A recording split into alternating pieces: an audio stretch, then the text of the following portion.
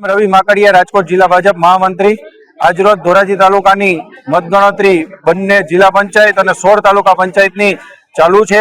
એની અંદર 2 જિલ્લા પંચાયત ભારતીય જનતા પાર્ટી વિજય થઈ છે અને 10 તાલુકા પંચાયત વિજય થઈ છે અને હજી પણ મતગણતરી ચાલુ છે। સંપૂર્ણ રીતે ભારતીય જનતા પાર્ટી સ્પષ્ટ બહુમતીથી વિજય થઈ છે।